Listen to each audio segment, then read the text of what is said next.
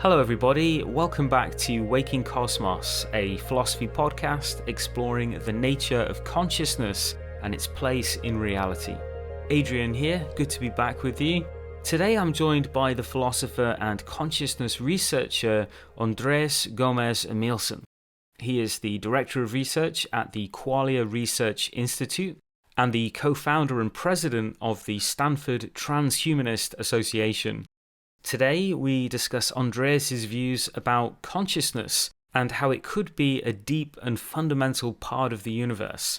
We explore how shifting our perception of identity to consciousness may profoundly transform our civilization and prepare us for an unimaginable future in the universe.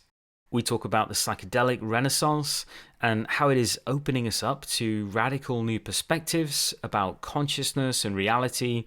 And we discuss what truths, if any, might be glimpsed through psychedelic and altered states. We also explore Andrés' very interesting view that subjective states of well-being, also known as positive valence, actually disclose the utility function of the universe itself. Just before we jump into this conversation, please keep in mind that you can support the continued existence of Waking Cosmos through my Patreon page at patreon.com/wakingcosmos. I'm incredibly grateful to those of you who are supporting my work on this project. I'm very happy to say that I'm now over halfway to achieving my goal. So a huge thank you to everyone who is supporting my work on Patreon. And again, that is patreon.com/wakingcosmos. Finally, hit like if you enjoyed this episode, subscribe for more, and if you're listening on YouTube, hit that little notifications bell. And as always, I'll be in the comments if you want to chat about the subjects that we explore in today's episode. I found this conversation with Andrés extremely interesting and thought-provoking, so thanks again for joining us, and without further delay, I give you Andrés Gómez Emilsson. Andrés, great to be talking with you again. How are you? Good. Thank you so much for inviting me back.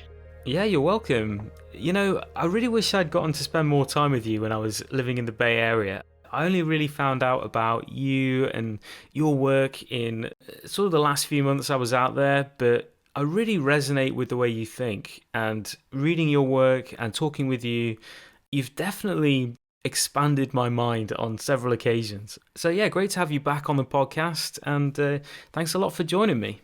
Thank you very much. I'm very excited to have this discussion. So perhaps it would be a good idea if we just laid out here at the beginning a nice, clean definition of consciousness, as we'll both be using this word in our conversation today. Definitely. There are, I would say, like maybe 8 or 9 different definitions for the word consciousness. And the thing is that all of them are interesting. So actually, I think when two people talk about consciousness and they're talking past each other, in a sense, oftentimes they're both talking about something that is very meaningful and really matters, but they may not necessarily realize that actually the definition that they're using is pretty different. I think the definition that we tend to ascribe to as the most essential definition, or the core one for consciousness, is the one that refers to the way experience feels like. And it's, perhaps most intimately connected with this word called qualia, which is the way in which experience presents itself. The blueness of blue, the quality of smelling cinnamon or hearing a particular sound. The way in which it feels. And I think like that is so puzzling because, at least allegedly, the universe is made of matter, and matter can be characterized in terms of form and function or structure, whereas something like the experience of the color blue doesn't seem to be structural in any particular way, at least from our point of view. So it's really puzzling. And if you're asking where does this quality of experience come from, you're pretty much in the ballpark of the way in which I think of consciousness as the most puzzling aspect of consciousness. Exactly. So when we're talking about consciousness, we're really just talking about experience itself. And it is a mystery in terms of science. We don't know exactly how consciousness fits into the world yet.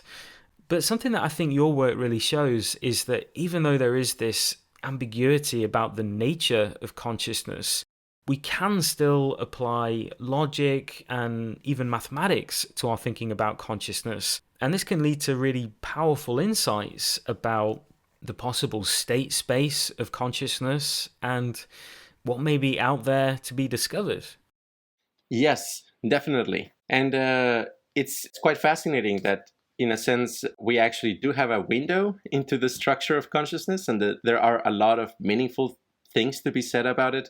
Something to contextualize is perhaps Mary's room thought experiment, which is this idea that if you were to live in a place that only has black and white and shades of gray as its furbishing, and you had learned everything you could possibly find on the internet, on textbooks about the neurophysiology of vision, convolutional neural networks, how vision might be implemented in computers, and so on, you still wouldn't know what red feels like. And this is quite puzzling. A lot of people argue that it's actually impossible to convey what it feels like to experience the color red just by giving you semantic knowledge or giving you information about the universe without actually instantiating that experience. And that's very much true. The really interesting thing here is that this doesn't necessarily generalize to every kind of qualia. And in fact, I think that in some sense, there is a lot of structure about qualia that we can actually communicate to each other, and we can find reference on each other's experiences that to some extent narrow down what aspect of consciousness we may be talking about. Sorry if this sounds too abstract. I can give a concrete example. The state space of particular qualia varieties can be pretty different. So a qualia variety is, for example, phenomenal color, the space of possible color sensations. Another qualia variety is the state space of smells, all of the possible smells that you could experience. And I would argue that those state space, they're not just different in terms of what flavors or what values they contain, but they're also different in terms of the geometry of how they're related to each other. In other words, if you lay out all of the possible colors that you could experience in such a way that their physical distance is proportional to their subjective distance, which is something that you can do by using as your unit a just noticeable difference. Something that you will see is that in the state space of color, every color can basically be placed in a 3D Euclidean space, which is called in psychophysics the CLAB color space. And it's pretty fascinating because it's a 3D and Euclidean space where one of the axes is the blue-yellow axis, one of the other axes is the red-green axis, and then you have the black or white or the brightness dimension. And every color that you can possibly experience is found in that three-dimensional space. On the other hand, smell doesn't seem to have an actual Euclidean space that corresponds to it. Many, many hundreds of researchers have tried to create a dimensional layout of smell where the distances between the smells will be proportional to the subjective difference. And it doesn't seem to be possible. And in fact, there is some preliminary evidence that you actually require what is called a hyperbolic embedding in order to represent the state space of scent. In other words, scents are quite likely not actually dimensional in a traditional sense, that the state space is a little bit more complicated and curved and ruggedy. And that itself allows you to basically tell pretty strongly, hey, are we talking about phenomenal color? Are we talking about phenomenal smell? That in a sense, just by doing experiments on yourself, you could potentially rule out this idea that somebody else is talking about smell, because the way in which they're talking about the differences between smell just doesn't correspond to the actual state space of smell. And this sounds kind of crazy, but it is important because it rules out this possibility that, for example, other people may be experiencing smells in order to represent visual content, which is always a possibility because there are people with synesthesia. They render sound input as, for example, color qualia. And for that reason, actually being able to rule out that other people are not experiencing visual fields with sense because the geometries don't match up is actually pretty substantial information. Actually, allows you to make meaningful statements about what other people are probably actually experiencing, as opposed to just how they're behaving. It's really fascinating that there are these distinct categorical differences between the state spaces of different qualia. And I think it also brings to light just what radically different types of qualia there might be out there, which might be as different as sight is from sound. And so there is this enormous ocean of consciousness that we're only just beginning to explore. Andreas, I know that you, like a number of people I've talked to on this podcast, are also open to the possibility that consciousness could be a kind of fundamental in the universe. Could you talk a bit about why you're open to that idea? Sure. I think like one way in which you can break down theories of consciousness, and there's like obviously many ways to do that, but one pretty insightful way is whether they say that consciousness has a level at which it emerges, or if consciousness goes all the way down. And one camp would be different theories of emergence. I might describe a lot of like functionalists, as well as higher order theories of consciousness. They would say something like, well, at this level of organization, consciousness emerges, such as like neural networks or something like that. And then on the other camp, they say, well, consciousness doesn't emerge at any particular level. It's always there. The thing that is changing is its configuration, its values, and maybe how it's connected to itself in order to create whole experiences. And I think like, yeah, from a parsimony point of view, I do think the camp where you say that consciousness goes all the way down is in a sense a lot simpler, and to a large extent quite less puzzling. It doesn't necessarily give you an answer to like why consciousness is at the bedrock of existence. You still need to find a way to explain that. But it may, in a sense, reduce the number of mysteries that there are, because all of a sudden you're not just asking, why does matter exist and why does consciousness exist? You're just asking, hey, why does consciousness exist? And then what are its properties, among which, how does consciousness generate the entire physical universe at a microstructure level? That parsimony is really compelling to me.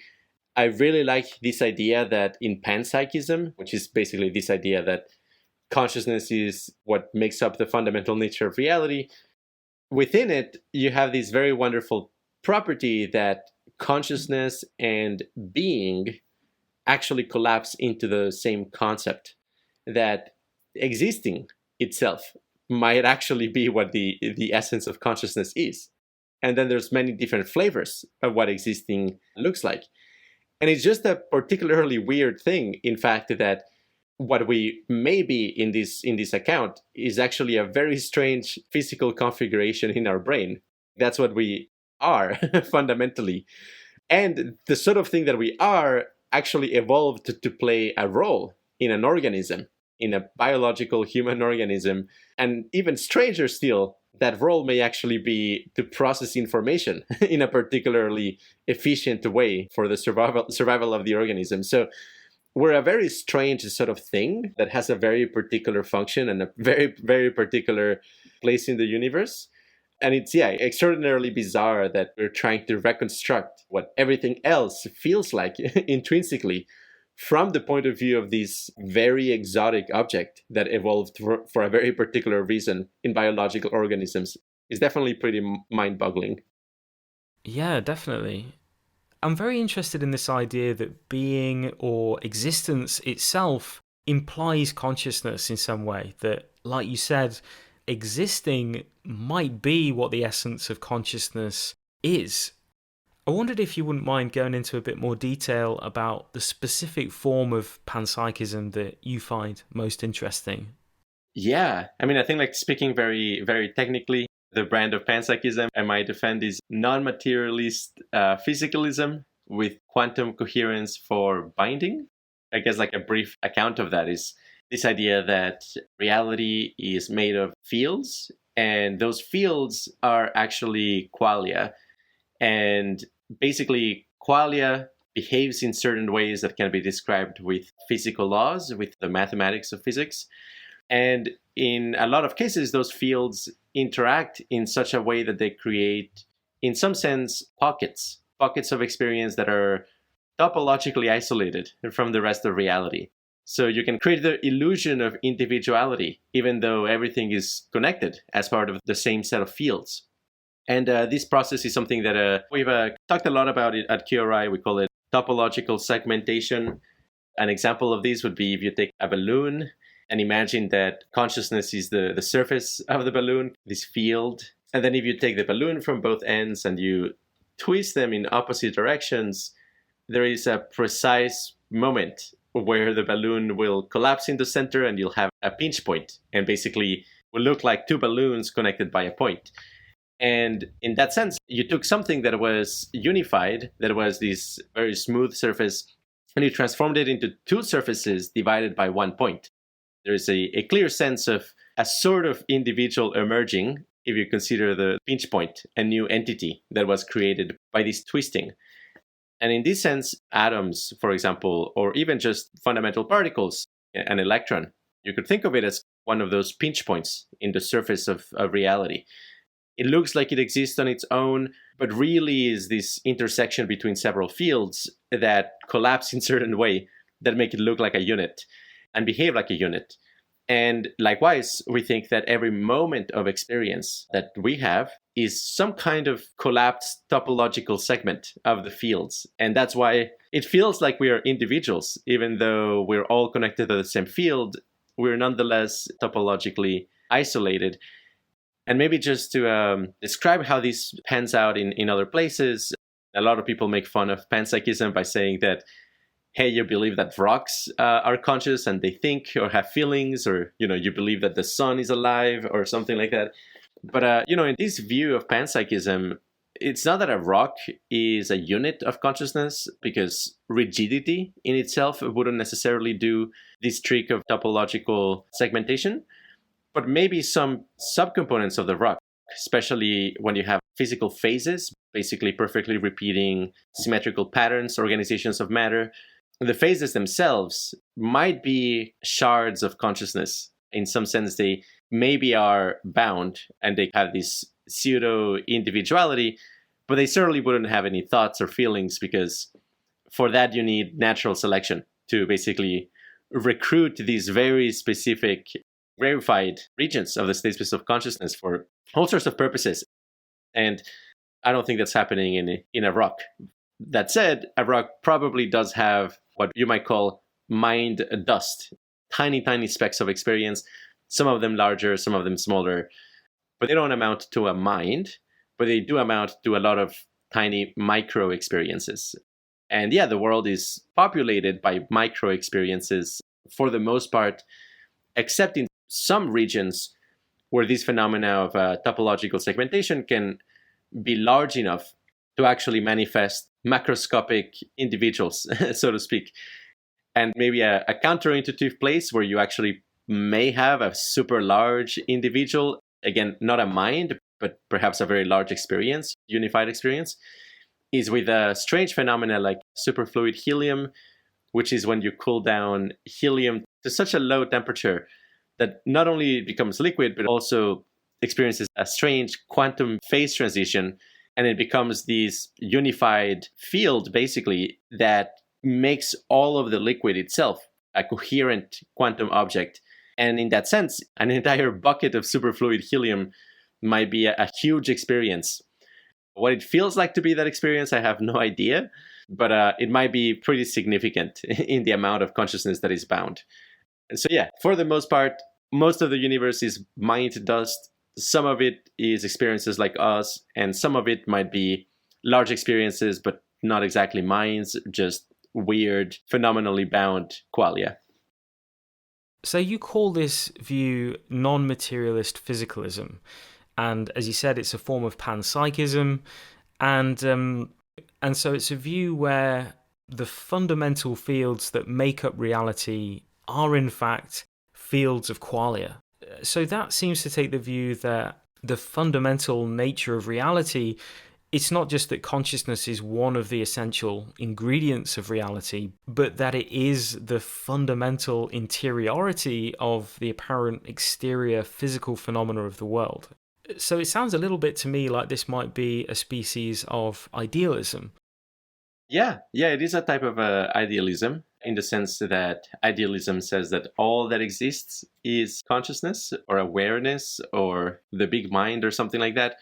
This would be kind of a physicalist idealism. The full account would actually be called Non-Materialist Physicalist Idealism with quantum coherence to bind. So this view, as you said, is a form of panpsychism, and it is a category of view which has gained quite a bit of support in recent times. And it does seem to be now more generally accepted that classical materialism does have a real problem when it comes to explaining consciousness, but also that assigning some kind of fundamentality to consciousness is a very credible and promising direction to explore. Andres, what do you think has changed in the last sort of 10 or 15 years that's made panpsychism and other deeper views of consciousness more plausible to academics? Yeah, it's a wonderful question. I think definitely the tides are turning. I don't think it's a mainstream academic view as such, but it is definitely not frowned upon, or definitely not as much as it used to be, to consider panpsychism openly in an academic setting. It is one of those things that I do generally think that actually philosophers and scientists are more open to than they let out. And in general, there's actually more openness than they're willing to accept in public, just because it's perceived as a pretty weird view. But yeah, in my experience, people are actually pretty open to it. What has happened that has made people more willing to talk about it in public? I think part of it actually has to do with the conceptual revolutions brought out by integrated information theory, that in a sense, trying to find a mathematical formalism for panpsychism is something that gives a lot of legitimacy to panpsychism as a concept. And this idea that, hey, there's at least something you can point at that is trying to reconcile a scientific way of thinking together with this rather odd and strange view that everything is conscious, has put a lot of researchers on firm ground to kind of justify this view. More speculatively, I think from a sociological point of view, I do suspect that the psychedelic renaissance has something to do with it as well. That to a large extent, we are actually slowly being opened up to a lot of more psychedelic-like ideas. And I think that's a trend that will probably continue. I'm pretty confident that the next generations, when they become professors, they will be very open to psychedelics. And I think that's going to change the landscape of conversation quite significantly. Right. So, Andres, I know that you consider psychedelics and altered states of consciousness to be very important tools when it comes to consciousness research. Why do you think psychedelics are so important and interesting to explore? Yeah, I mean, I think the first intuition pump here is imagining what it would be like to try to study physics or chemistry if you were fully constrained to room temperature physics and chemistry. I'm sure you can do some interesting discoveries and advancements, but a whole lot of physics actually shows up in the high energy spaces or the ultra low energy spaces. And in some sense, it might even be impossible to settle down on a standard model of physics without looking at what happens in these exotic temperature or pressure regimes. And I think likewise, there's a lot you can say about consciousness and qualia by just looking its quote-unquote room temperature properties, which I would say is the standard everyday life human type of experience of somebody who doesn't have any serious mental illness. And you can discover quite a few fascinating things, but I do think the information is rather limited. And also, you may actually discover things that you think are universal rules, but actually you find all sorts of counterexamples in other states of consciousness that may be a little bit more exotic. Now, what I just said would build the case for just studying consciousness in any other state other than the normal, everyday, sober, not severely mentally ill states of consciousness. But there's something special about psychedelics that actually makes those states uniquely interesting, or I would say much more interesting than other altered states. And perhaps if I were to kind of rank substances or rank altered states based on what I consider to be research priorities, I would probably say something along the lines of 5-MeO DMT would be at the very top in terms of how much we can learn from it scientifically in understanding consciousness.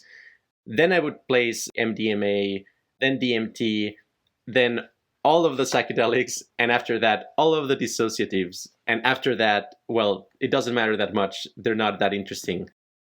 Well, it depends. I would probably put ibogaine also very, very high up, even though ibogaine is very hard to classify. It's not exactly a psychedelic or a dissociative, but it seems to be extraordinarily interesting in its own right for many, many deep reasons. What makes psychedelic states of consciousness in some sense uniquely fascinating or uniquely informative is that A, they increase the energy parameter of your experience.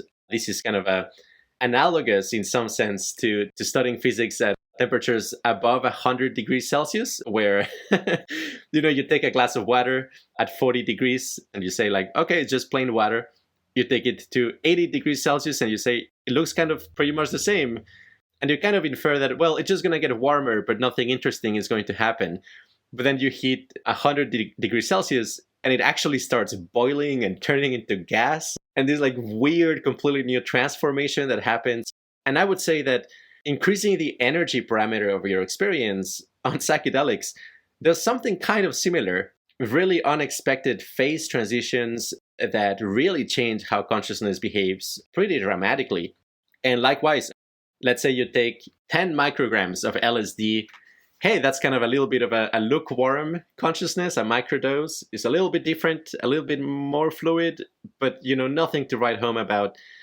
You take 50 micrograms of LSD and okay, this is getting interesting, but still there's a lot of commonalities with normal everyday life.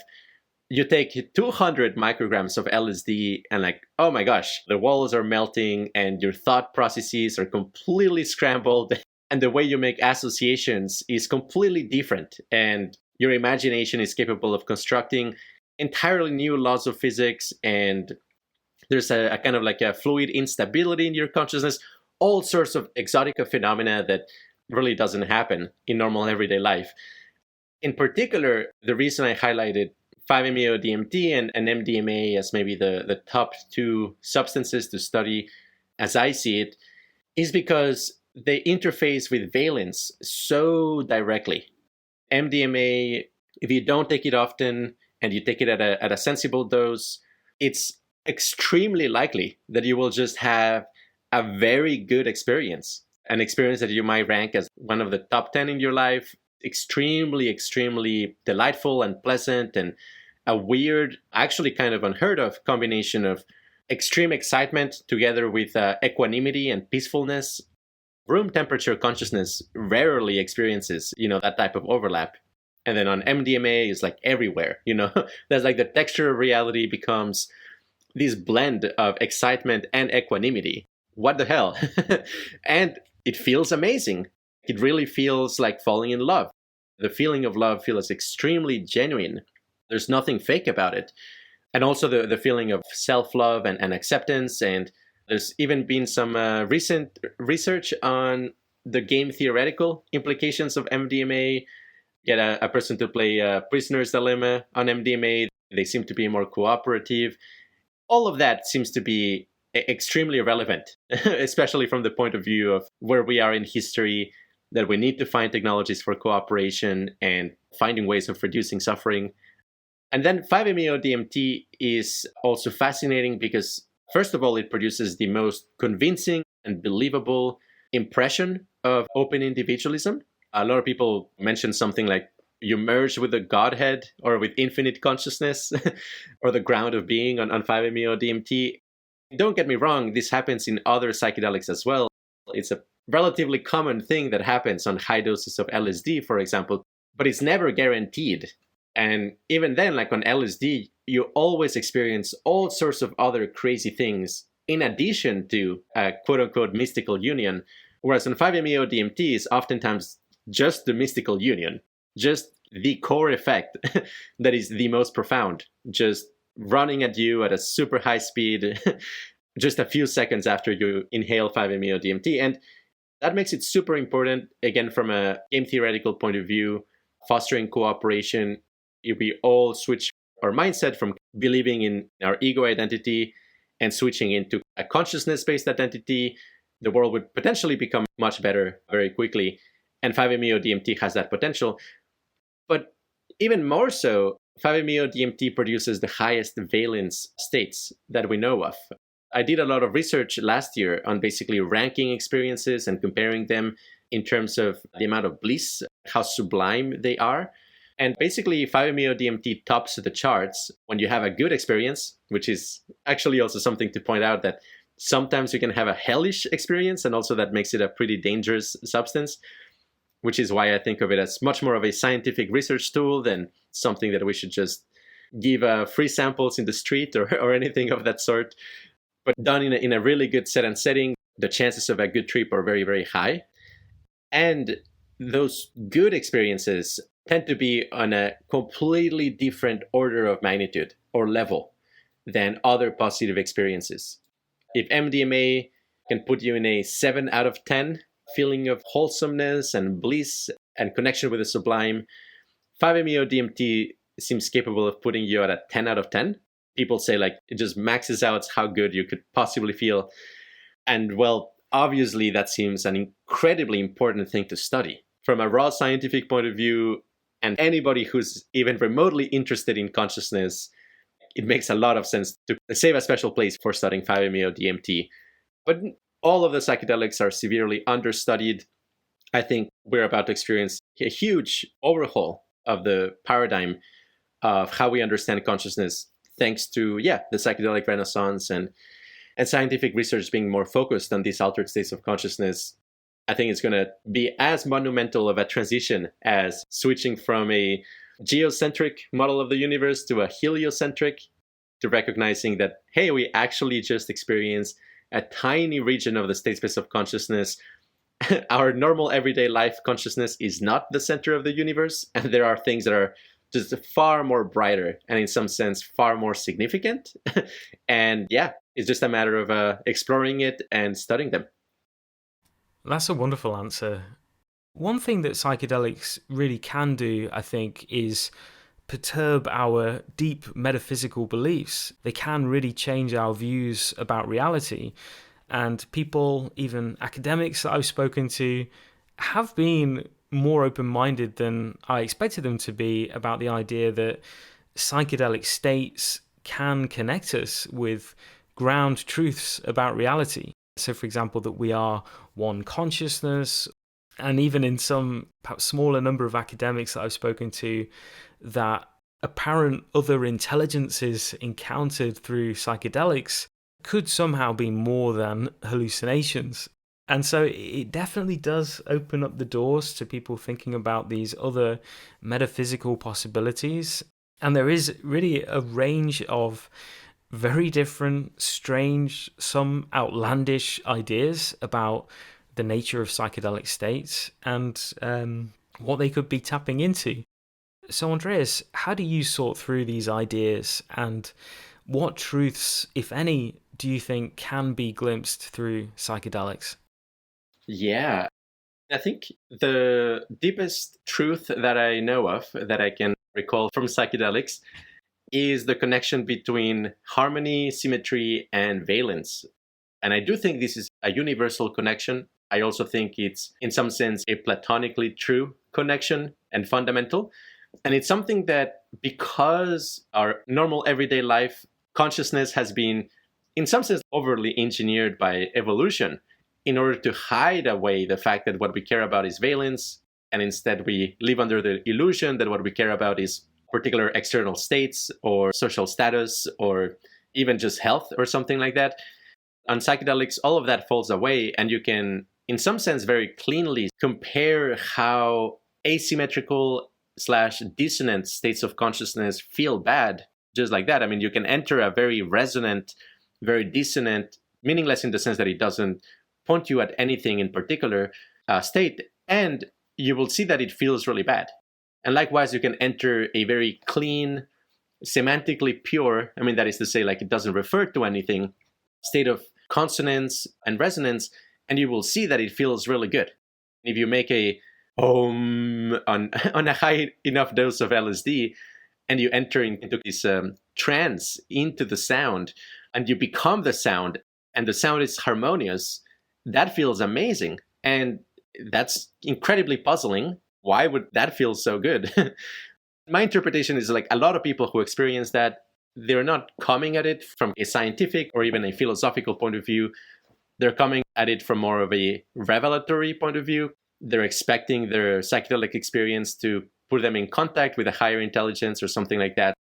So when they experience these weird valence, exotic effects, like becoming sound, being a profoundly pleasant experience, they interpret it as some kind of intelligence sending them a message, or maybe asking them to be more harmonious in their everyday life or something like that. Whereas, quite frankly, how I see it is, oh my gosh, you just instantiated a relatively pure state of high valence. And now you have the chance of looking at what is making this state so high valence. And I think if I were to point at something that psychedelics reveal as a deep truth that is very true and very self-evident in the state, would be how harmony and valence are deeply intertwined. I do not agree that psychedelics can show you that we are all one consciousness. I actually consider more these kind of unitive experiences on psychedelics to be proofs of concept. There are ways in which you can show that your world simulation, the experience that you inhabit generated by your brain, has many parameters. And one of those parameters is whether there is a separate ego or not. And that is a variable parameter. Oftentimes, it's pretty solid in most people's experience. If you have some types of mental illness like depersonalization or derealization, that parameter is really loose and it comes and goes. If you meditate a lot, that parameter breaks away as well.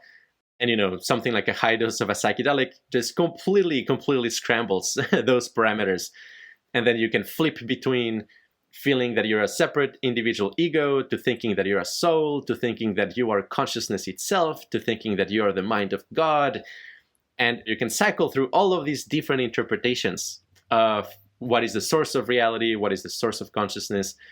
And my interpretation here is like you're cycling through possible parameters of your world simulation. And our world simulation is actually really complex. It has many layers. It definitely has some layers that correspond to what we believe is fundamental reality. On a high enough dose of psychedelics, you can modify those parameters, and you can have some profound twistings of ontological reality. You can go from deeply believing in materialism, to believing in idealism, to believing in simulationism, that we're in some kind of computer simulation, to believing that you are God, and so on. It shows you a huge spectrum of possible interpretations of reality and consciousness. But I personally think of them as configurations of your world simulation. And if anything, they are meaningful because they show you that we could experience things very differently, but also they're a proof of concept. They're a way in which you can get an intuitive feel for maybe reality has a completely different nature than I had anticipated. However, a lot of people experience this sense of oneness. They take 5-MeO DMT and they quote unquote merge with everything. They merge with the cosmos or the mind of God or something like that. And my interpretation here is that in a sense, they are having an experience where the internal boundaries are being dissolved.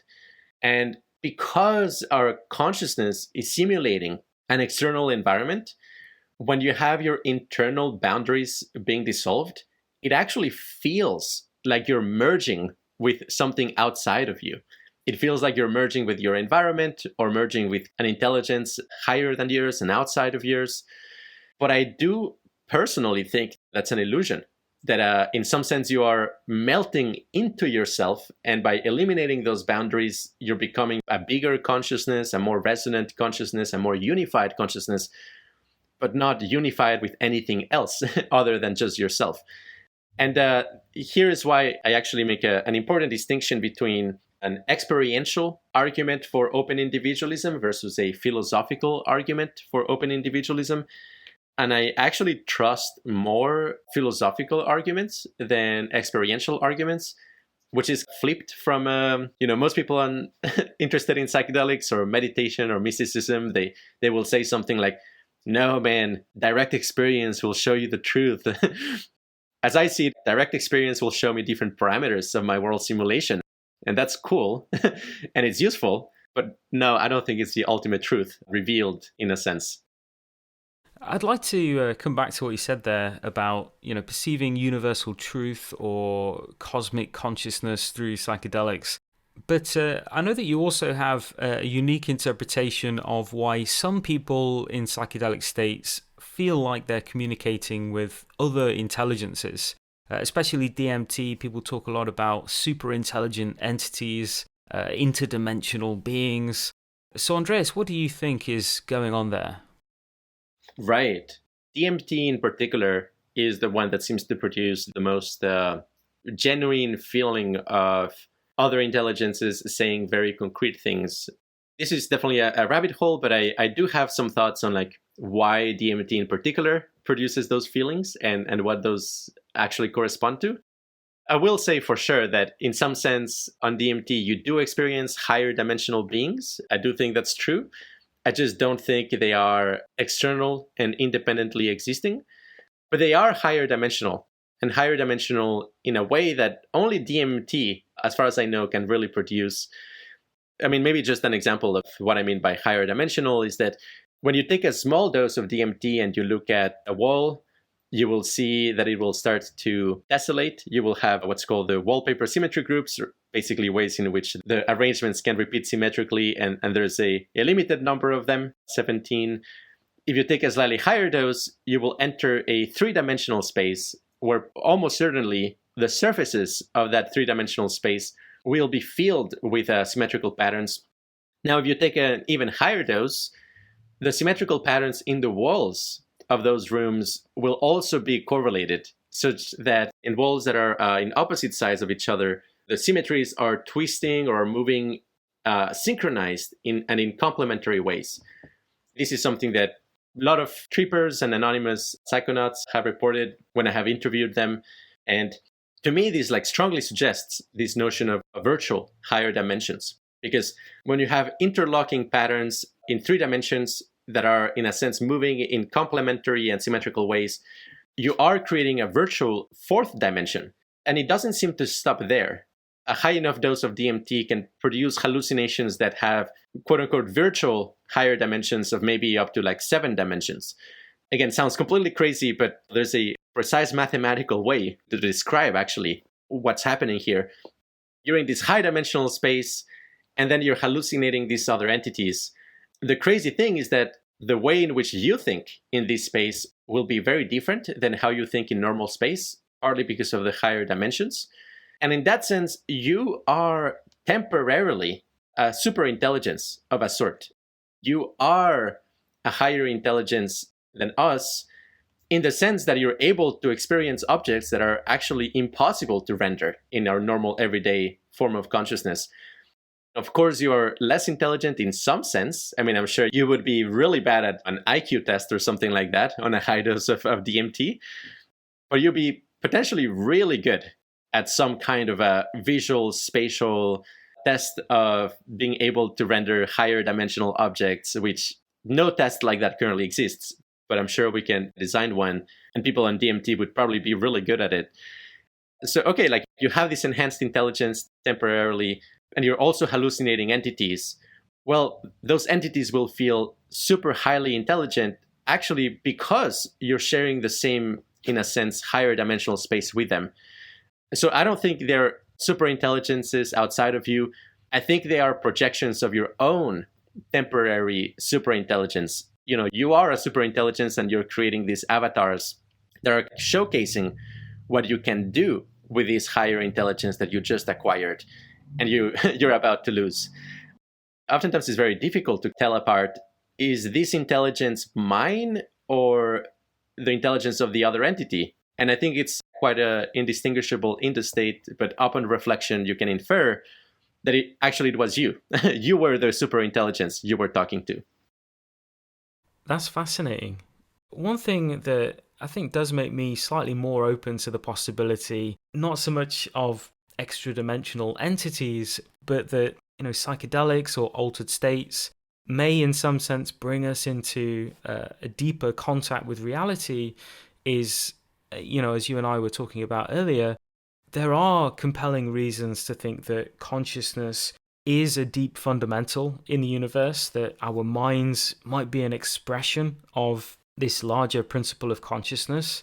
And so that does make me more open-minded than perhaps I otherwise would be to the idea that these states might allow for some deeper contact with reality. So, for example, in the analogy that you used earlier with the balloon twisting to create our sense of separate identity, perhaps psychedelics or very altered states have the effect of slightly untwisting that knot and allowing some of that larger reality to spill in.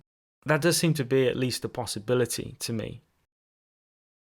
Yeah. All of these views can definitely be stillment. The view of the untwisting of the balloon, a lot of people would say that 5-MeO DMT resonates a lot with that metaphor. I can definitely see ways of stillmanning this idea that on 5-MeO DMT, you are, in some sense, untwisting the balloon and releasing the pinch point into the broader field of consciousness. And that only happens on breakthrough dosages. And if you don't get breakthrough dosage, you might have like some other weird effects, but you won't have these merging with the Godhead, so to speak, which might be, the entire field or something like that. And I think we can stillman this view by basically saying something along the lines of what is separating us from the rest of reality is a topological twist on the electromagnetic field, that our brains are kind of like pinching the electromagnetic field.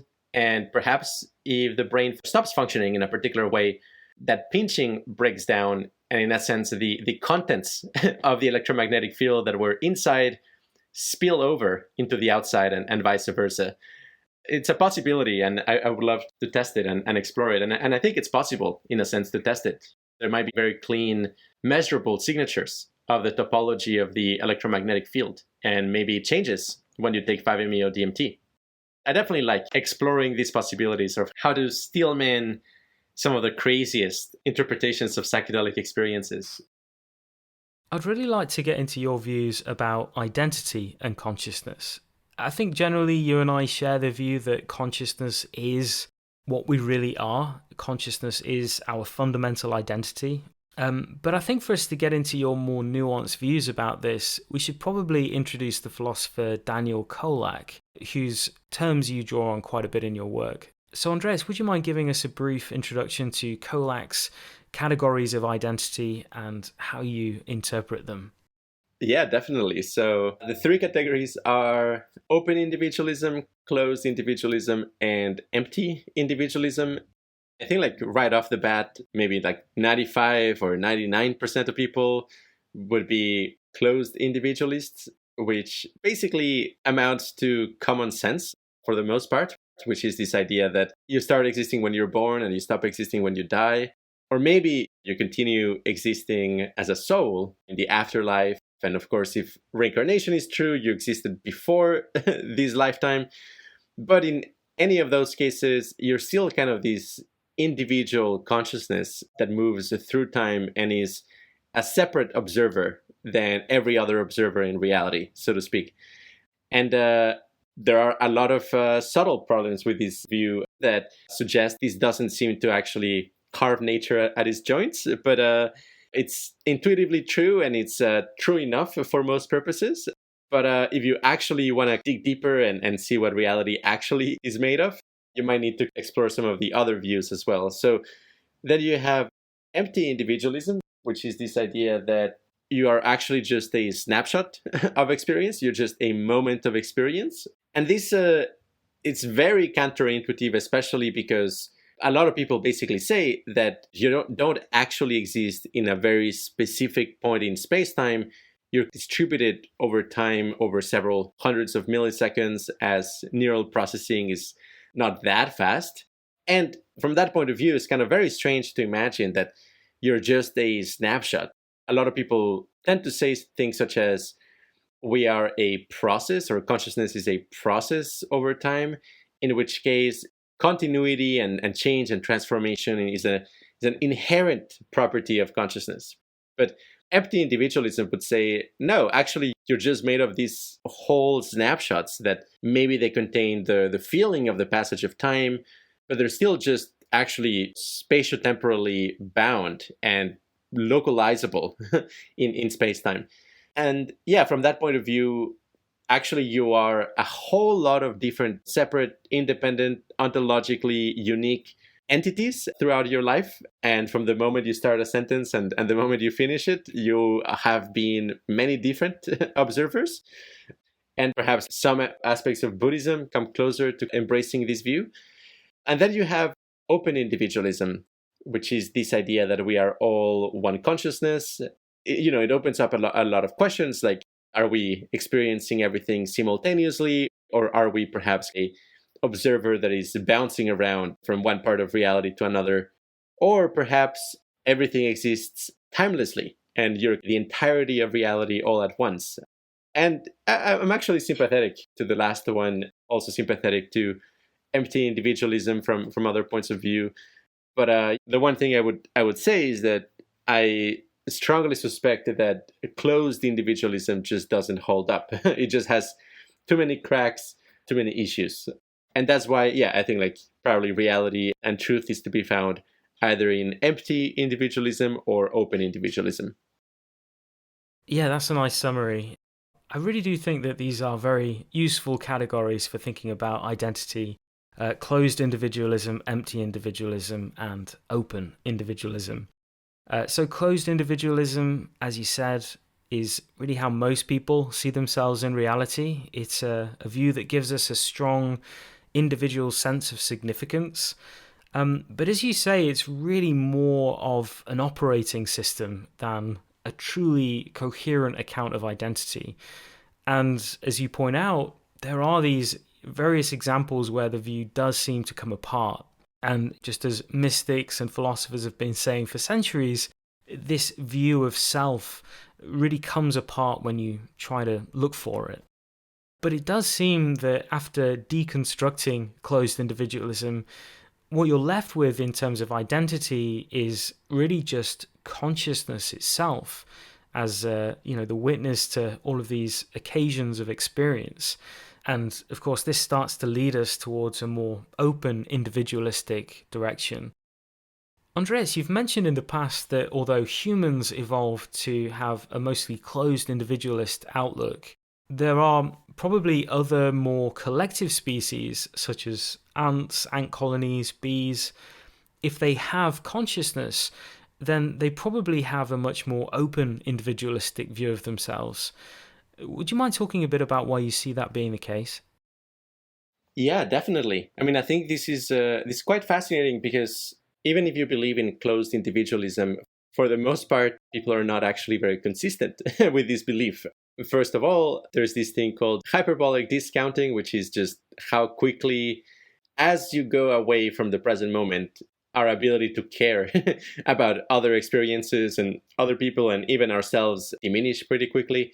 So like people don't necessarily save enough for their retirement. They don't necessarily think very long term or, particularly take care of their health, even though nominally they might believe that they will experience the consequences of a poor lifestyle. But you could definitely, chalk a lot of these things up to impulse control or something like that perhaps it doesn't have to do with our felt sense of identity. But I actually do think it has something to do with how we represent what we are in the entirety of reality. That in a sense, if you are in a super hedonistic mode, that kind of has implications about what you identify with. And to a large extent, it may be that you're identifying with who you are today and not necessarily with who you will be tomorrow.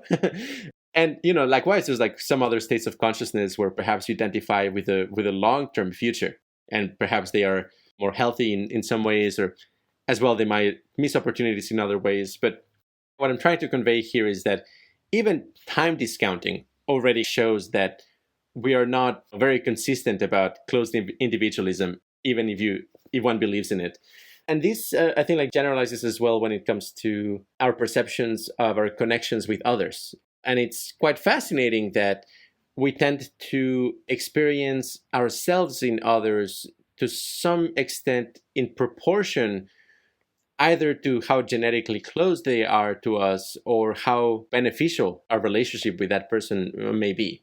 And there's this fascinating research on biorhythm synchronization, how if you're in the same room with somebody, how synchronized your biorhythms, that is like your breathing, your heart rate, and properties like heart rate variability and galvanic skin response, all of those features, basically, they can tell you how friendly you are with somebody. The degree of amicability and kindness and friendliness is highly, highly correlated with how synchronized you are with the people around you. And to some extent, if you think about it, if you experience other people as more synchronized to you, in some sense, you're kind of breaking down barriers for identifying with them. And I would say that to a large extent, if you're in a really great state of mind with people who are very dear to you, friends and family, it actually feels like you all share some piece of your soul. You all share some core aspect of your identity and your being. And of course, I think it's true on a very, very deep level. On another level, it's almost kind of a perceptual trick because it's pretty biased. If you're with your friends and family, you feel very connected to them. A stranger comes in asking for help. They may be perceived as threatening or as a strange other, even though presumably there's still nothing fundamental separating you from that stranger relative to your family and friends. It's pretty clear to me that the qualia of friendship, the feeling of somebody being very close to you genetically, is interfacing very deeply with a sense of identity. And I suspect if we were all clones of each other, or we worked in huge human hives of some sort, and we were all siblings, that the way in which we feel and think of others would be just dramatically different. We would be way more likely to cooperate with others and see ourselves in others and sacrifice ourselves for others. And yet, all of that would be a evolved perceptual trick, playing with this felt sense of oneness. And I would like to emphasize that I think there's a very big distinction between the felt sense of oneness and then ontological oneness, what's actually true out there. They can be contradictory. You could have a super strong feeling of oneness, and oneness could be false. And likewise, you could feel very lonely, you could feel separate from everything, and oneness could be true. So actually, I think the fact that you feel that you're one with others, it's not itself evidence, is really just more a feature of your experience. But it's a very useful feature. And I think actually there's a lot of potential for the future of coordination, for the future of peace, in identifying ways of generating a robust, sustainable, and euphoric feeling of oneness with others. So in many ways, open individualism is, as you've pointed out, an ancient view, this idea that we are the flame of the candle rather than the candle itself. Hinduism, you've pointed out, is essentially open individualistic. So it is an ancient view in several respects. I think I find myself slightly more interested in how open individualism could be, as you've described it, the future of identity, and not just for humans necessarily, but as a potential convergence point of intelligent minds in some general sense in the universe.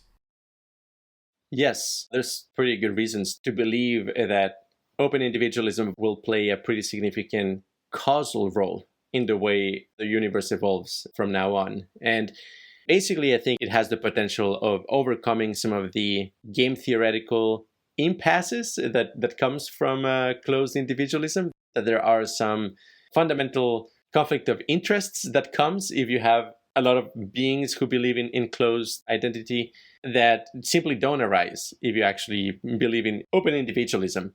One clear example is that in closed individualism, most beings, in a sense, define themselves as only existing within certain parameters, and most certainly in terms of what states of consciousness they can access or they can't. So, somebody might even say that if somebody is on a heavy dose of DMT, for example, that person is not human.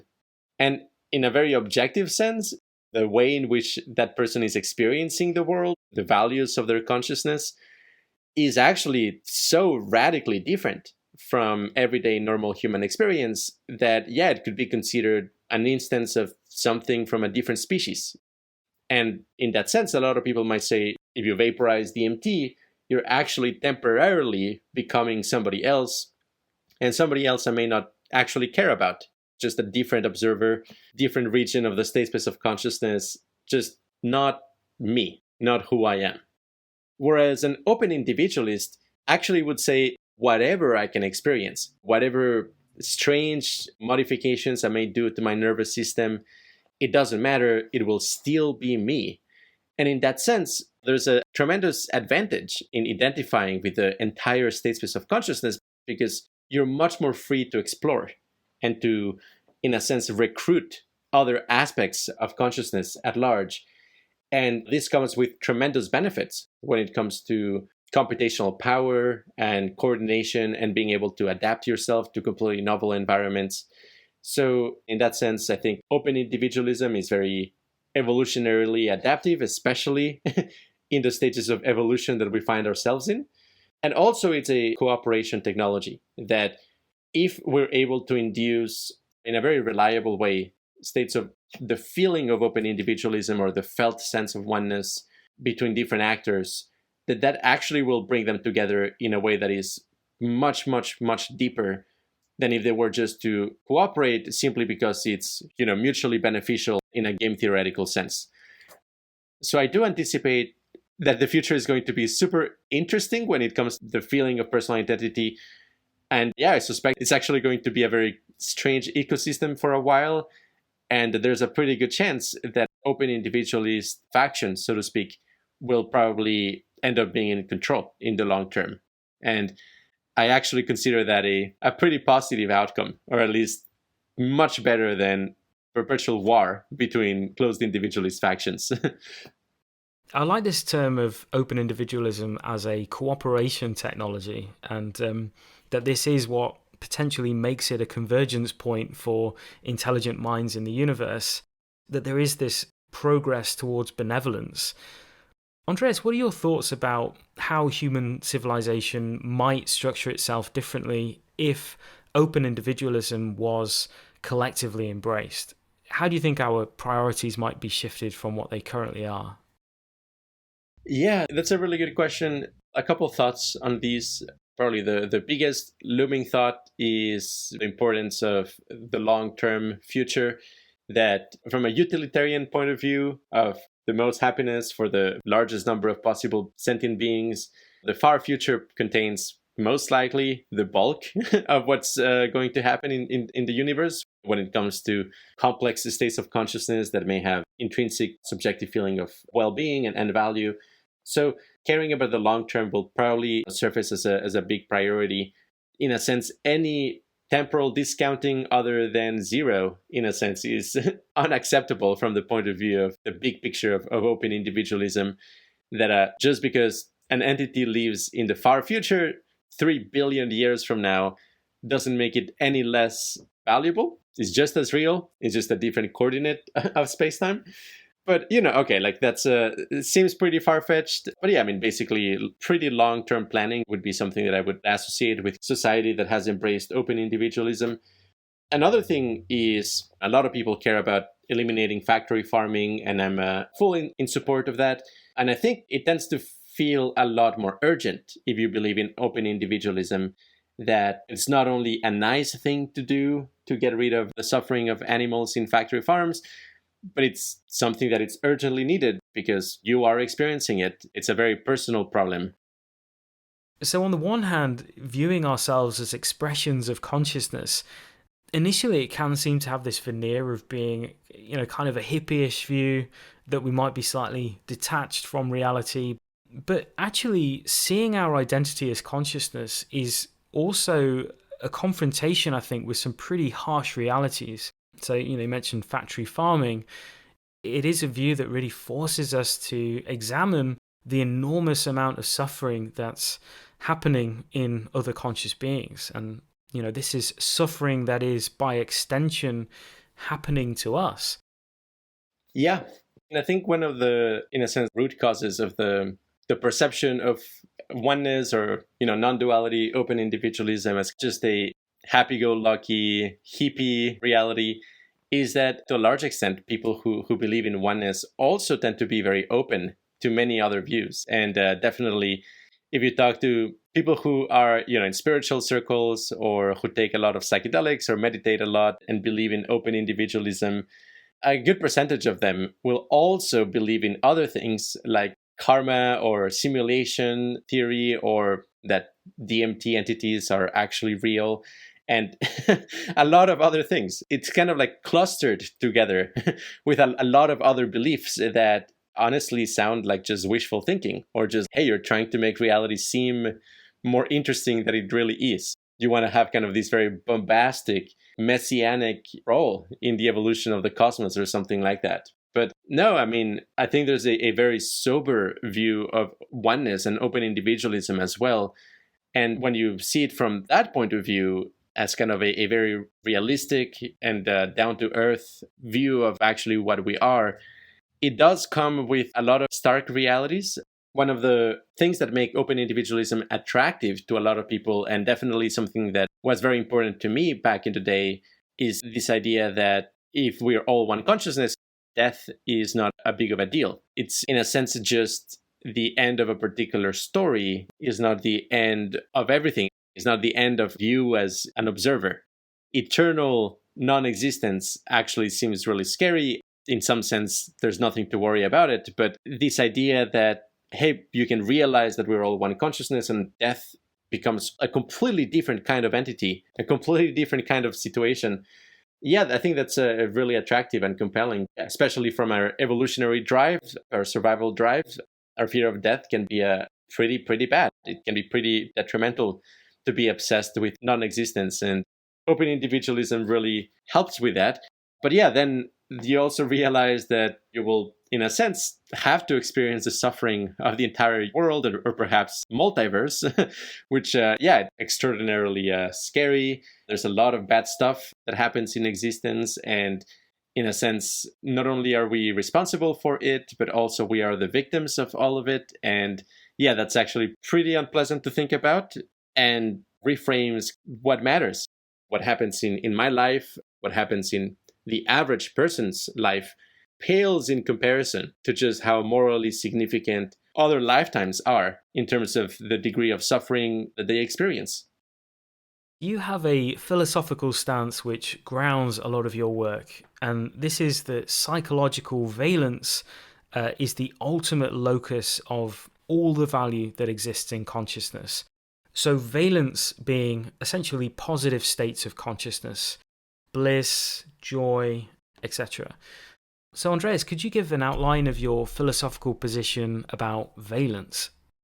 Yeah, so a little pleasure is good. A lot of pleasure is even better. So, I mean, I think there's a lot of things that we understand when we're kids, and then reality hit us in some ways and makes our idealistic feelings go away, because we feel kind of the negative reinforcement of our expectations and reality not matching up. And I think, like, to a large extent, a lot of people get disillusioned with the pursuit of pleasure and well-being, feelings of joy, to a large extent because it's largely inaccessible to us most of the time. And I think philosophies like Stoicism, for example, this idea that it's important to embrace reality just as it is and not try to change it, or at least like not try to change neurotically things that you can't change. And a lot of those philosophies are helpful, and I think like they're actually to some extent self-help guides. In a sense, are ways of dealing with the reality that we can't biologically at this stage feel wonderful all the time. But to extend that into believing that we can't feel good all the time, I think it's, in a sense, taking something that was created for one context and then generalizing it to every context. And I think a lot of the emphasis that people give on things of value that are like other than subjective states of well-being in a sense is a way of like sidestepping this problem that, hey, if you actually just focus on well-being, it might be kind of disappointing that you just can't get to feel as good as you might expect to. There's this thing in psychology called the paradox of pleasure, which is that people who are obsessed with trying to feel pleasure, in a sense, become much more miserable than people who are actually just interested in living a normal, simple life, or even people who are just interested in this idea of subjective meaning. But I think in a way, this is trying to hack our brain in different ways, that our brain didn't evolve to, in a sense, like respond really well to trying to optimize it for pleasure. It evolved for survival. And unfortunately, basically trying to pursue pleasure actually kickstarts a negative reinforcement mechanism that over time makes it less likely that you actually experience intense pleasure. The extreme example of this is pursuing pleasure with cocaine. It's something that might feel good for a little bit, but eventually you become very tolerant to it, you adapt to it, and then you don't actually experience it as particularly pleasurable afterwards. And you may actually feel that normal everyday life is very miserable. And with cocaine, it's just good enough to get by. And there's a lot of things that happen like that. This hedonic adaptation is pretty pervasive in the way that we are built. There are ways of overcoming it, but they take a lot of time. For example, concentration meditation that can give rise to these exotic states of consciousness called jhanas. But to a large extent, if you can invest enough time on meditation to get there, they seem to be quite a bit of a free lunch, in the sense that you can experience a lot of pleasure without much of a neurological adaptation to it. And also things like wireheading, where you literally introduce a wire that stimulates your pleasure centers electrically. And for some strange reason, the electrical stimulation of the pleasure centers doesn't lead to tolerance, whereas chemical stimulation does. Anyhow, these are some proofs of concept that this rule that everything that goes up has to go down doesn't actually work in every case. And it gives us hope that there might actually be ways of hacking our neurocircuitry such that we are always in a very positive state of consciousness without some of the traditional side effects that you may associate with that. And I guess, to address very specifically your question, I think the way in which our experience renders the world gives us the illusion that we are pursuing things that are other than states of subjective well-being. That, for example, some people may want to achieve a great career, and they think that what actually is good about their life is that they have achieved a very high level in their career, not realizing that actually when they're thinking about their career, that also is triggering positive feelings. And it's those positive feelings that are actually valuable there. And the thing is that in order for those positive feelings to be triggered, your attention has to be focused on the thing that is triggering them. And in that sense, this creates the illusion that the pleasure comes from what you're attending to, as opposed to actually just being triggered because that's how our brain are configured. And that, in a sense, if you could overstep this dependence on whatever you're focusing your attention on, you could, in a sense, not worry about it and just experience the state of well-being independent of any content of your experience. I think what I found most initially challenging about this way of thinking is that it takes the entire value in consciousness to exist along this one single axis of valence. And I think it would go against a lot of people's intuitions to say that all that matters in life ultimately is essentially feeling good. And thinking back, my first thoughts about this were, what about meaning? What about truth? But presumably you see all of these other states and goals as merely instrumental. And so ultimately, everything that we care about is framed in terms of valence and states of subjective well-being. Yeah, definitely a point of clarification here is that I think valence manifests in all sorts of crazy ways, but it does collapse into one dimension. One example might be how loud a sound is. Because you could have sound being loud in the high frequencies, but maybe very quiet in the low frequencies. Or you could have a sound that is, tremendously powerful bass and then very little otherwise. And in both cases, the sounds are very loud, but the way in which they get presented is very, very different. And the way in which they feel is very different.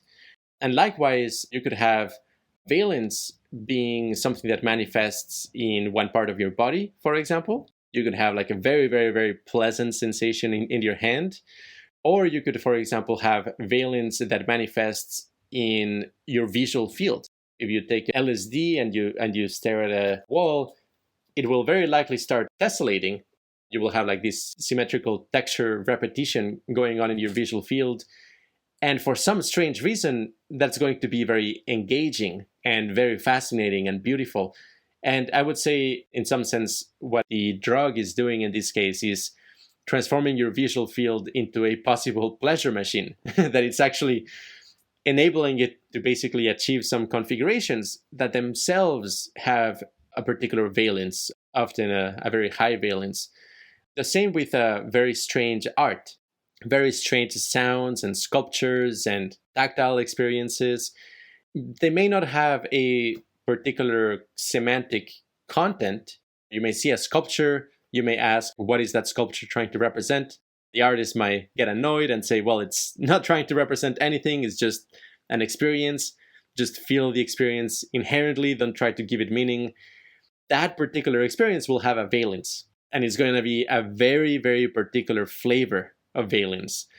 But nonetheless, it will still collapse into whether or not that experience was something that you would consider worth repeating or worth staying in, worth being traded for an experience of nothingness. And to that extent, you can always make a judgment on it. Is this positive on the whole? Is this something that I would rather experience as opposed to being asleep, for example? Whereas if you have a very bad headache, for the most part, or a very bad toothache, you will probably say, hey, yeah, I would actually rather be asleep than experiencing this. And okay, that would be a marker of the experience being negative valence. Another thing to say here is that I also believe that states of understanding actually tend to come up with very high valence for a very deep reason. And that is that basically to understand something very fully, you need to, in a sense, be able to see it from every point of view at once, or at least be having the possibility of seeing it from many different points of view.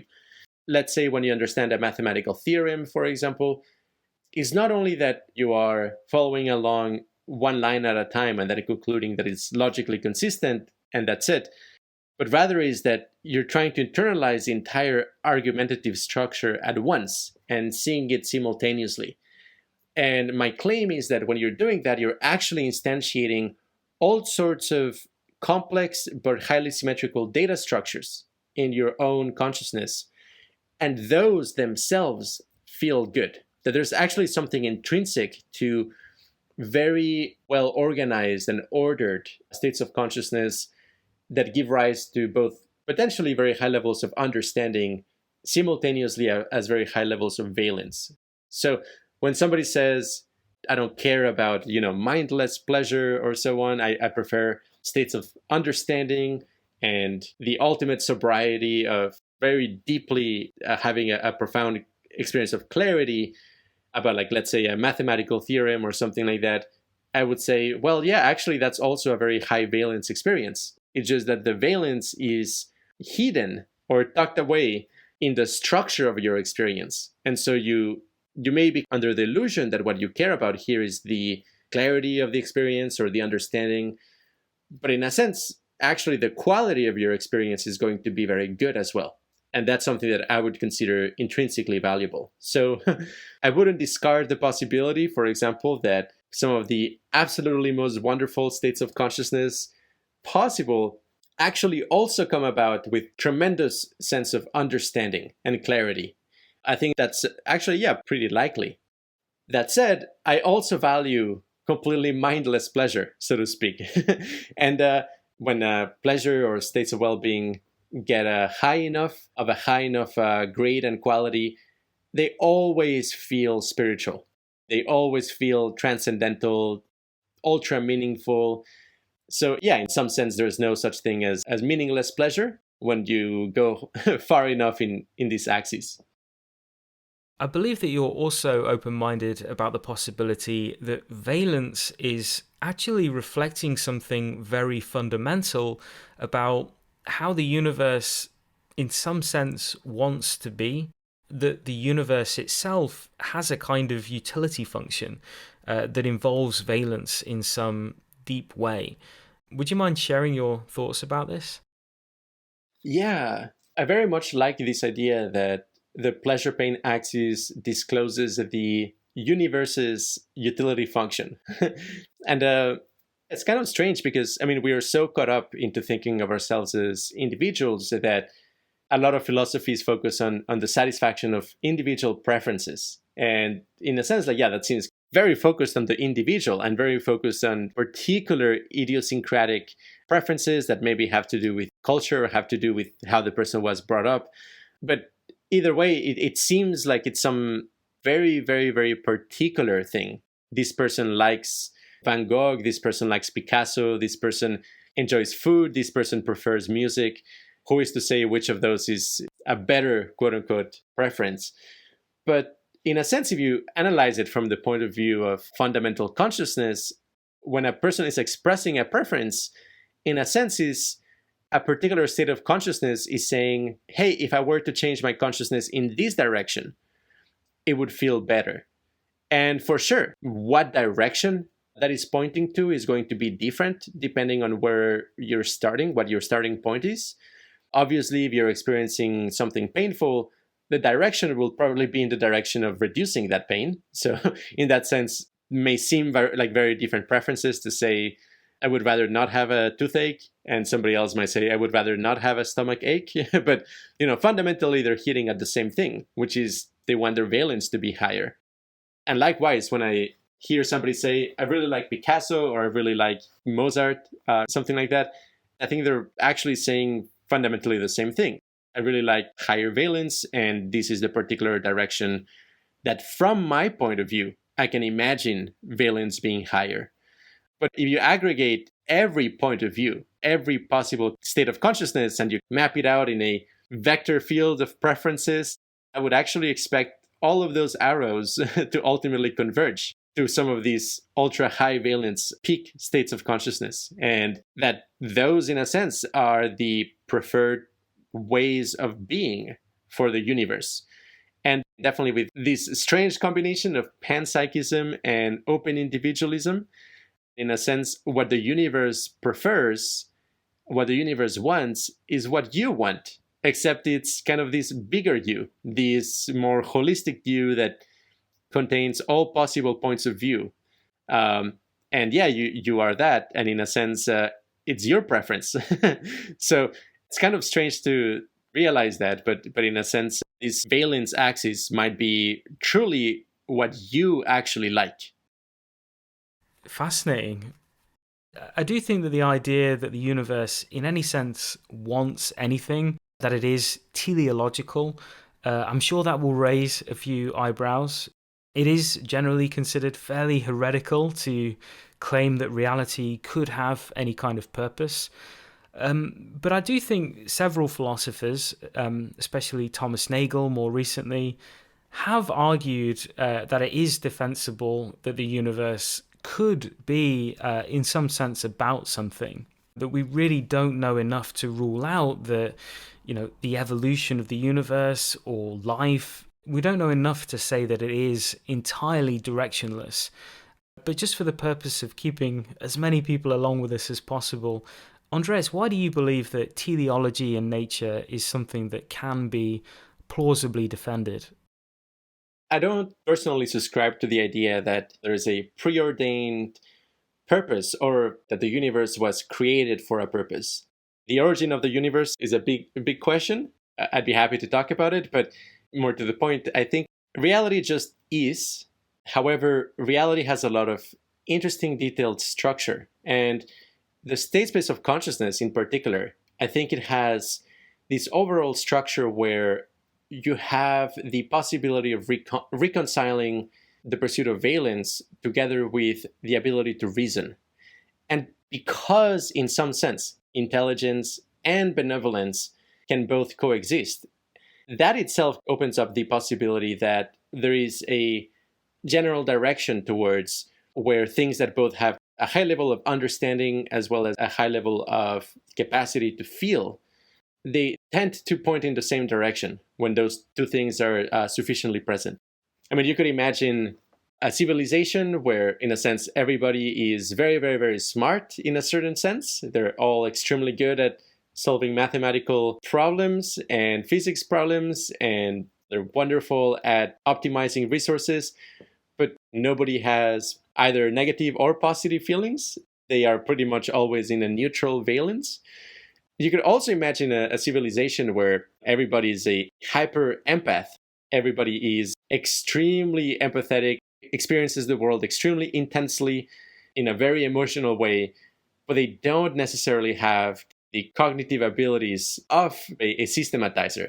They don't necessarily enjoy math or solving technical problems. So, okay, like they might not be a very technologically advanced civilization, but they might be pretty advanced emotionally speaking. In a sense, I think like those are possible end stages of civilization. You could definitely have those as possible attractors. But if you're able to combine both of those cognitive architectures, in a sense, a very natural outcome is systematic exploration of states of well-being. And I think like it just so happens that reality contains the possibility of combining these two things. And for that reason, that there is a general direction towards which a holistic sense of intelligence or superintelligence points to. And in that sense, yeah, some purpose is embedded in the structure of reality. And in this case, it's up to us. We have the possibility of actually instantiating this, in some sense, eternal purpose. Although, again, I'm not saying that the universe was created for this purpose. It's more that it's just embedded as a possibility in the structure of reality.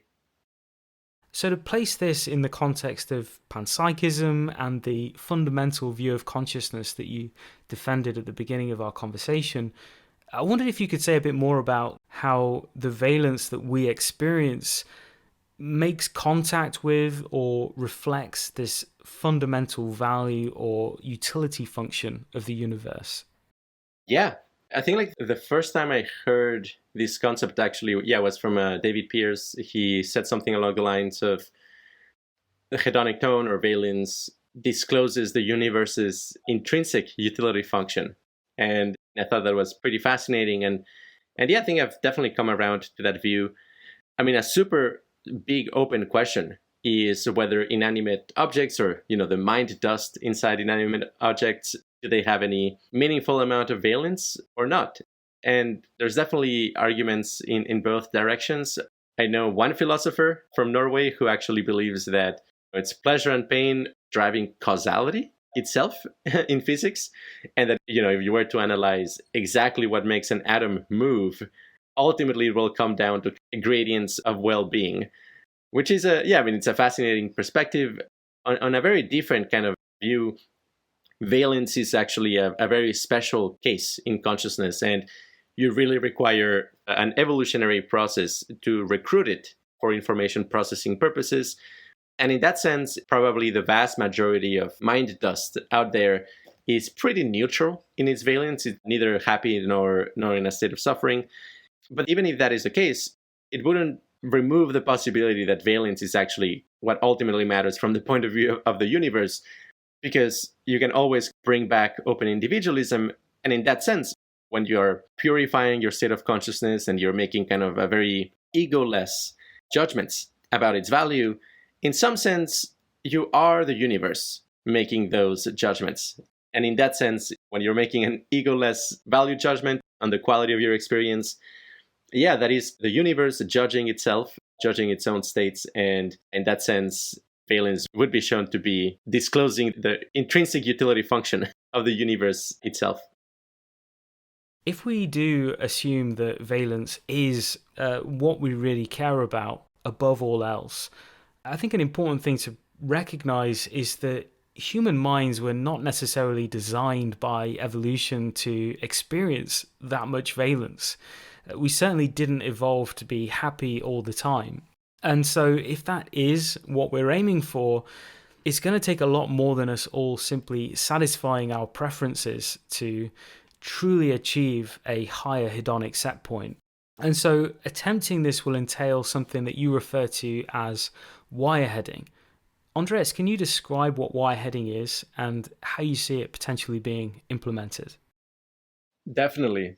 Wireheading comes from the insight that there is at least one method of modifying our brain that allows us to experience very strong feelings of well-being in a sustainable way, which is introducing an electrode in your pleasure centers and electrically stimulating them.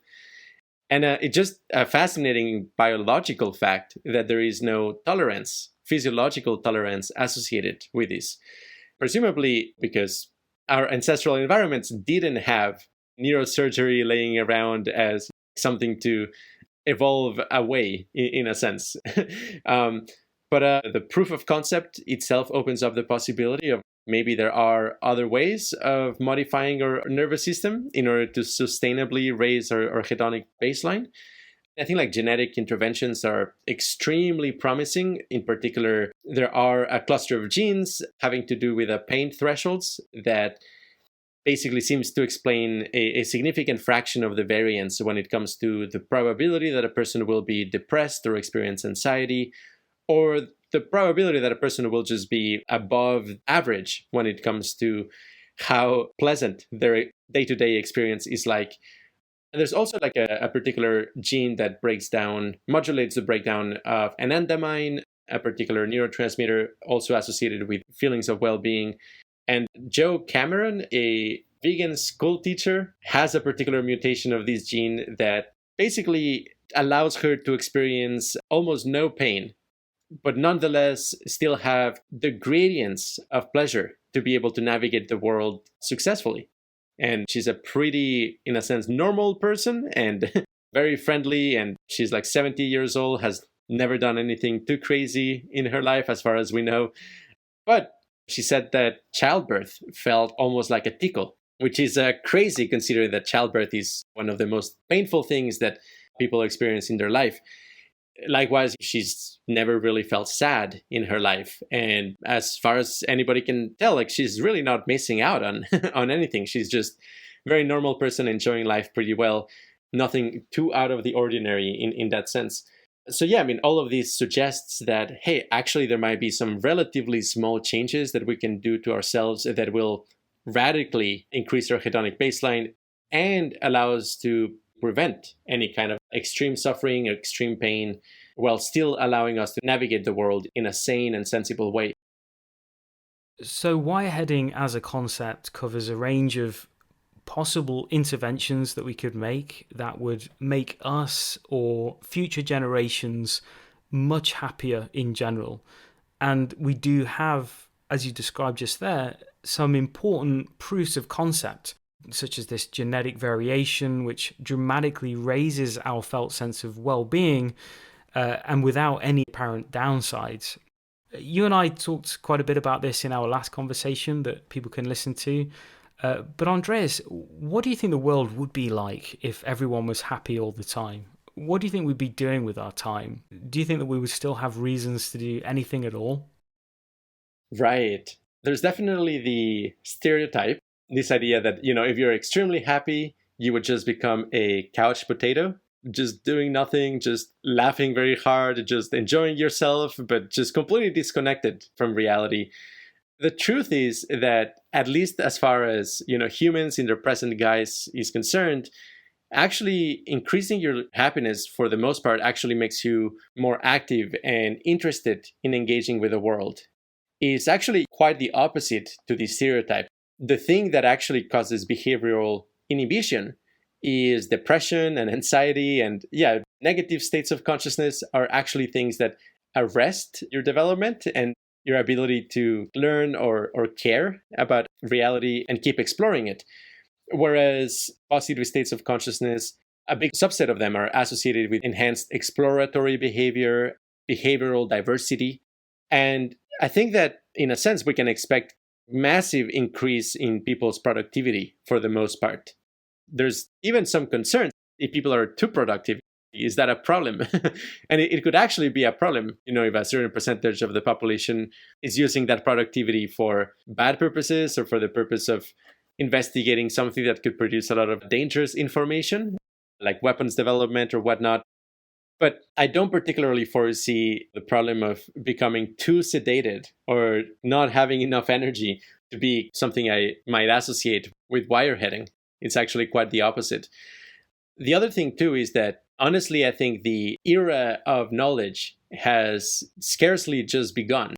We have only scratched the surface of what there is to understand about the universe. And some people might point at, for example, the standard model in physics or our latest understanding of chemistry and biology and say most of our mysteries have been solved, or at least we have a possible path for understanding it. Maybe knowledge is actually coming to a close and we will, in a sense, know everything that is humanly feasible to know pretty soon. And there's not going to be many more mysteries. But here again, I would point at the massive unknowns that exist when it comes to consciousness. In particular, the state space of consciousness is something that we haven't really explored in any systematic way. And it's extraordinarily huge. Even just, for example, the possible states of consciousness that you can achieve with DMT alone, just DMT, is incredibly large. And I could imagine hundreds of scientists, perhaps like wire-headed scientists, hyper-motivated and hyper-competent, dedicating their entire life just to exploring a particular subset of DMT experiences. And they wouldn't be done with it in 100 years. And when you generalize it to all of the possible combinations of all of the possible drugs and all of the possible ways of modifying nervous systems and interfacing with matter and energy and integrating new computational technologies inside a nervous system and so on, the state space is so large that I actually expect is going to take millions of years to explore. And that would be a really good use of time for basically wire-headed entities, our descendants, in a sense, mining this huge field of possibilities and finding better and better gems hidden in the state space of consciousness. Andrés, you've been really generous with your time today. I think it would be very difficult for me to overstate just how interesting I think your ideas are, and also really the work that you're doing at the Qualia Research Institute. So before we come to an end here, perhaps you could give people a sense of what you're focusing on at the moment at QRI. Yeah, definitely. There's a couple of active projects. The one that is probably, the most important when it comes to long-term outcomes is that we are doing neuroimaging analysis of high valence states of consciousness. To give you a flavor of what that entails, it entails literally mailing clinical grade EEG all across the country to people who are expert meditators. And then, basically having Skype sessions with them such that we can mark exactly when artifacts are being introduced into their EEG recording. We have a professional neurofeedback technician with us who joined QRI. And, we're doing those sessions. We're also analyzing fMRI data of high valence states of consciousness. Meditation is our primary target for the time being. Hopefully, we will be able to get data on 5-MeO-DMT or MDMA. Those continue to be some of our highest priorities, but meditation, the jhanas, they're super high valence. And thankfully, we know quite a lot of people who can actually access these jhanas states in a pretty reliable way. We even have access to a couple of people who are really, really experts on transitioning between jhanas. So we can actually take measurements of what exactly the transition between the third and the fourth jhana looks like at the level of brainwaves. There's a lot of fascinating stuff to be looked at in there. And that's a very big chunk of the things that we are doing at the moment. We are also writing a book to make it easier to ramp up to the place where you can actually understand most of the concepts and scientific research lineages behind the Qualia Research Institute. And hopefully that book will come out before the end of this year. I think that's quite likely. Then I think more broadly, we're in the process of developing some neurotechnology, basically taking the insights from what brain states look like in ultra high valence states of consciousness, and then seeing if we can, if not necessarily replicate those, at least move the brain in that direction in a very, very quick and effective way with things such as very specific, algorithmically controlled stroboscopic stimulation, body vibration, and audio with neurofeedback. So basically, in a closed loop way, driving a nervous system up to this like very, very pleasant meditative state that standardizes a high valence states of consciousness, even for somebody who really hasn't either taken psychedelics or meditated a lot. Right now, we're still in the developmental stage for that project, but we think it will be super important for basically standardizing states of consciousness, that we will be able to take somebody who has never taken any drug and who has never meditated and put them in the device, and within 15 minutes, be reasonably certain that the person will be in a pretty ecstatic state of consciousness. And then we can, in that time, in that exact moment, basically record their brainwaves and study those ecstatic states of consciousness in that way. Again, overstepping the need for thousands of hours of meditation and, overstepping the need for getting super difficult permits for studying things like MDMA. So that's roughly what we're doing. On the side, a lot of people at QRI have super interesting hobbies. There's definitely a whole episode I could do about one of my hobbies, which is investigating the state space of smells, which is something that I've been doing for maybe the last 6 months or so in a more serious way. But other people at QRI have interesting hobbies ranging from meditation to nootropics to music, producing interesting music. And in a sense, I think that's the ideal people to join our team. People who are definitely just like very smart, very well read, but ideally also somebody who has like some avenues to explore consciousness in a sustainable and healthy way, such that they can, in a sense, use their free time to also provide insights about the state space of consciousness. Hopefully that gives you a bit of an idea. Yeah, it's really fascinating work that you're doing at the Qualia Research Institute. I also definitely want to recommend that people take a look at your website, qualiacomputing.com. There's a lot of truly mind-expanding articles that you've written, which I think a lot of people listening would really enjoy. And so I'll put a link to that in the description, as well as to the Qualia Research Institute. Thank you so much for having me. This has been a super fun conversation, and I think it's super good questions, and I really liked diving so deep into these topics. Thanks so much. I really enjoyed this, and I hope we can do this again sometime. Absolutely. Hey everybody, I hope you enjoyed today's conversation. Remember to hit like and subscribe for more episodes. And if you're listening on YouTube, I'll be in the comments section if you want to chat about the subjects in today's episode. And finally, an enormous thank you to those of you who are supporting me and Waking Cosmos through my Patreon page at patreon.com/wakingcosmos. Okay, I will see you next time for another episode of Waking Cosmos, exploring the nature of consciousness and its place in reality. Until then.